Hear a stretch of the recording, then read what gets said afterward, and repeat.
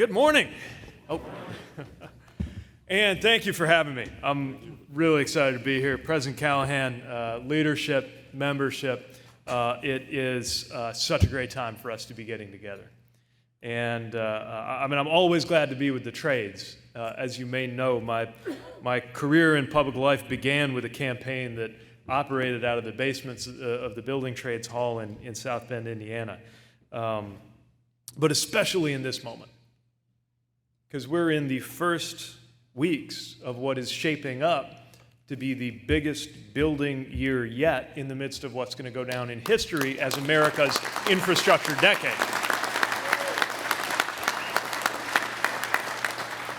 This is a year of dirt flying, earth moving, structures rising out of the ground, a year of what you do best.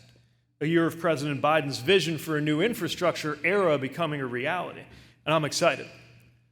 Up until recently, I thought that with the possible exception of our president, no one could be more pleased than me at the sight of equipment making projects happen. But then my son turned 2 and got into the classic heavy equipment phase that I think many of you parents are familiar with. We got truck pajamas, we got the tractor water bottle. We're still working on the difference between 3 and 4, but I'm pretty sure he knows the difference between a backhoe and an excavator. In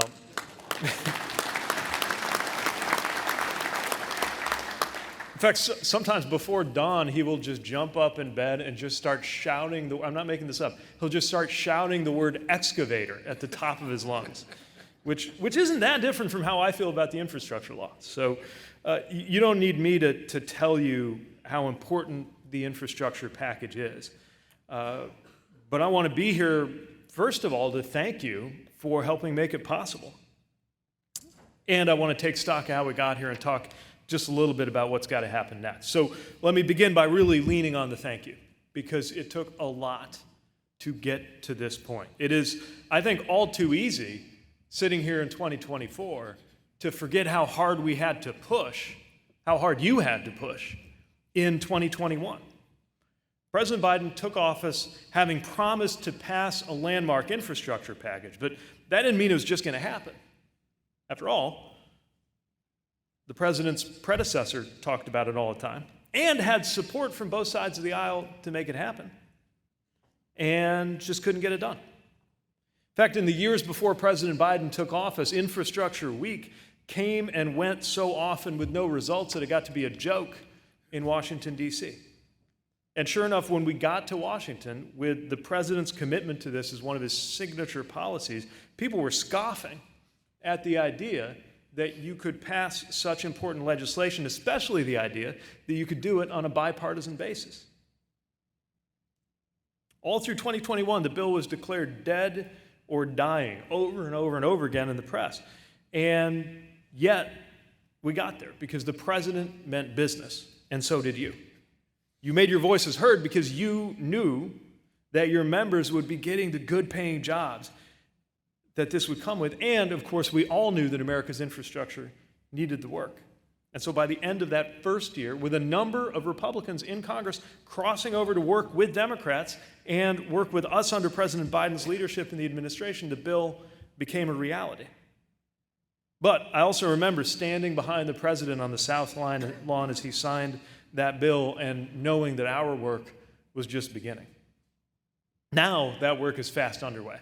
We are at 40,000 projects and counting around the country getting funding through this package.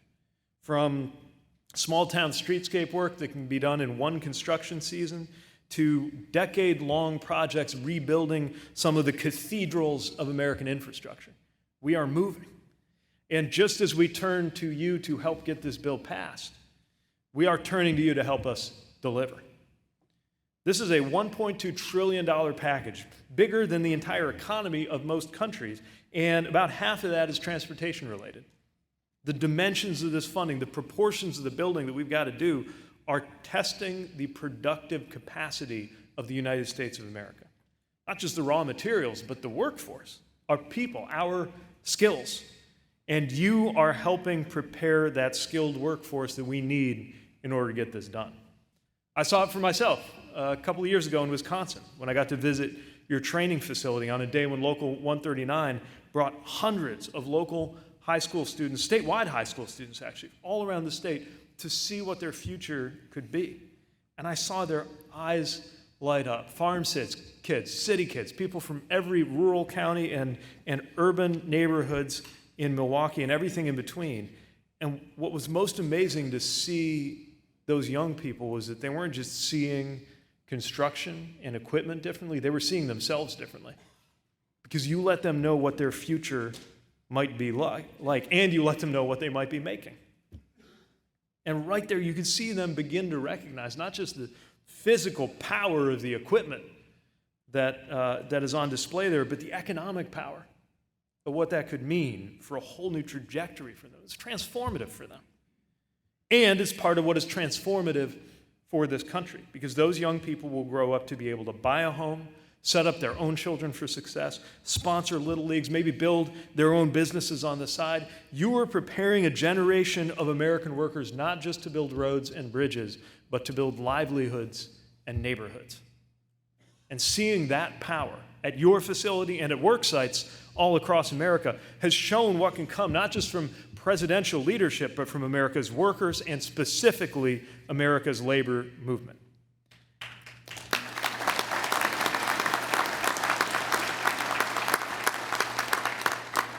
As you know, President Biden is proud of this administration being the most pro-worker and pro-union in modern times, and you better believe that's going to continue, and we're doubling down on it.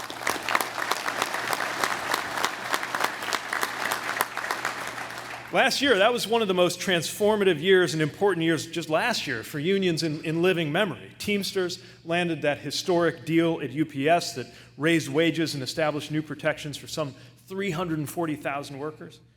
Writers and actors in Hollywood demanded a more secure future, secured major victories, and the UAW got historic gains after a strike that saw the first time in U.S. history the sitting president joined a picket line.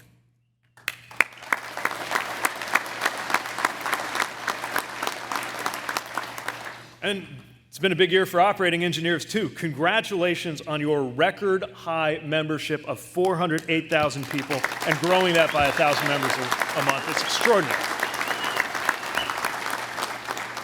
The growth in the organization and in the power of workers is certainly partly a result of the economic growth that we're experiencing under President Biden's leadership, and it reflects the specific priorities of this administration, which are on display in every department, including DOT, and our commitment to a little thing called project labor agreements.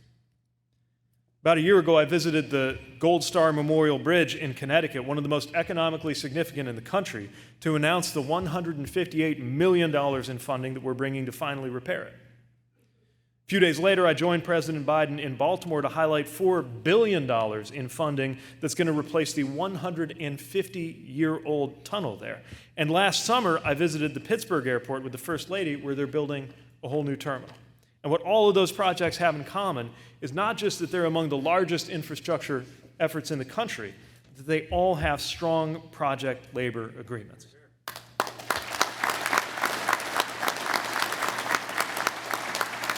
They are being built by union workers making good wages with good benefits and safe practices. And the president has insisted on PLAs on all major new direct federal construction contracts, and some of the ones I just mentioned have actually already served as templates for others around the country. Meanwhile, the Biden-Harris administration's Department of Labor published a rule updating the Davis-Bacon prevailing wage, which means thousands more dollars per year in the pockets of more than 1 million construction workers around the country. And we have seen wages in this area go up at more than twice the rate of inflation. The entire field is expanding at a faster time than ever before in modern memory. In September, the total number of construction jobs in America hit 8 million for the first time. And every month since then, it's set a new record. Unemployment has been below 4% for 2 years. Something hasn't happened since before I was born. I'm young, but I'm not that young. That's a big deal that it hasn't happened in my lifetime. So it ought to come as no surprise that the operating engineers membership is growing so quickly. It means presence under the tree, It means a new home or new car or truck in the driveway. It means a better future, which is why we all pushed so hard for this in the first place. We're also working with unions to bring more people into the trades who don't necessarily have that background going back generations in these careers, who haven't always known that they belonged in the trades. We're making sure that there are more jobs on projects for people who are from the places where the projects are being built. That way the community benefits, not just from the finished product, but from the work of building it.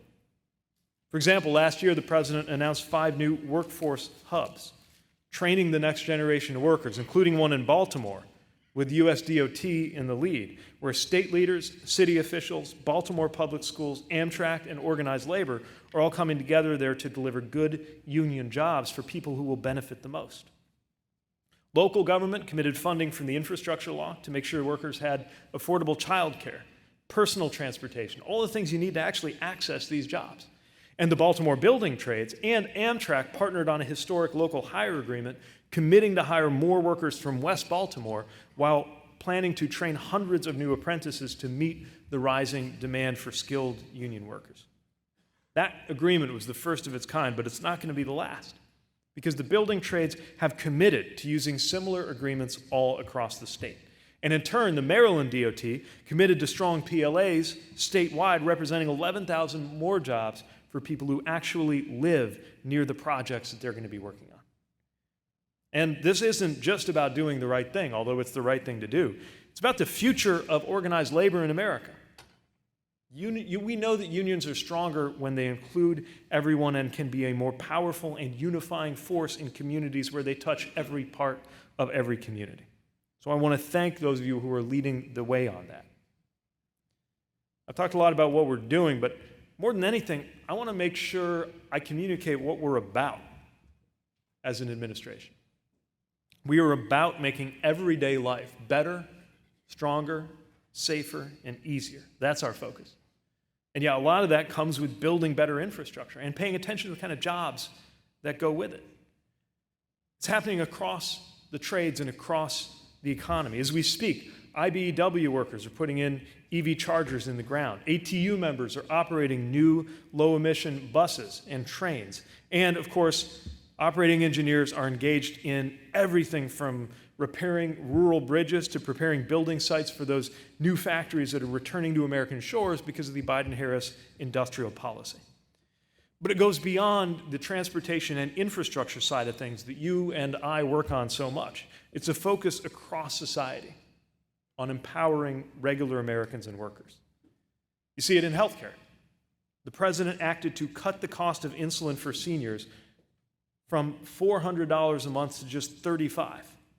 Made hearing aids available over the counter. Made it possible for Medicare to finally negotiate drug prices.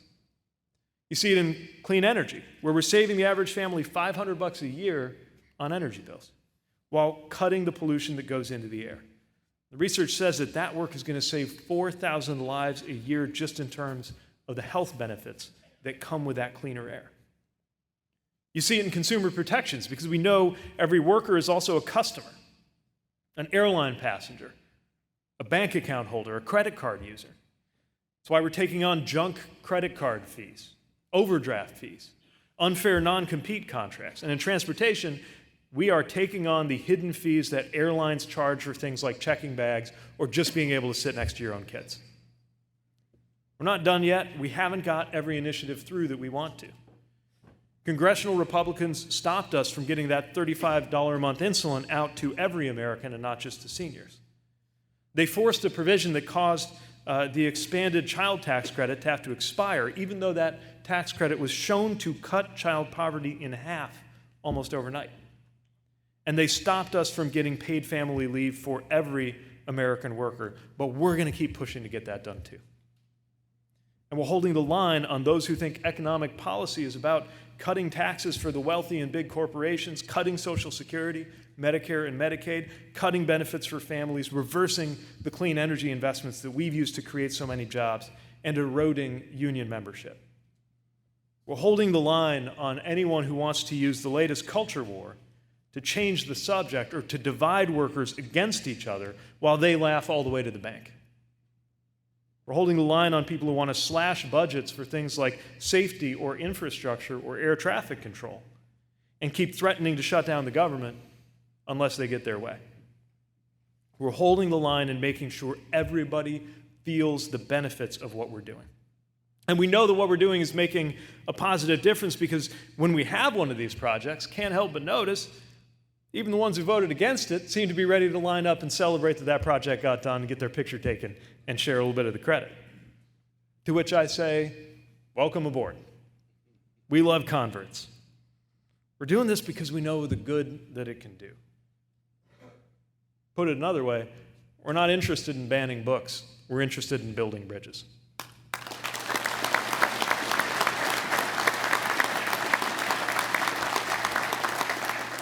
So the results are all around us. We're seeing it in the numbers for sure. Record job creation, household wealth creation, net worth of households at a record high, even after inflation, even after inflation.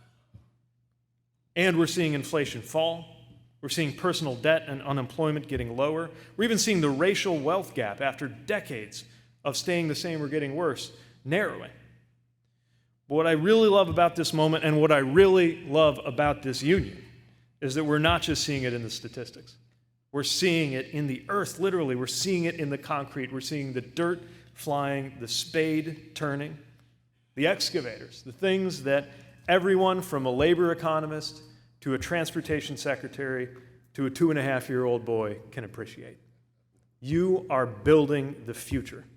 And we are here to make sure you and your members thrive. So keep up the good work, and thank you for the chance to be with you today. Thank you.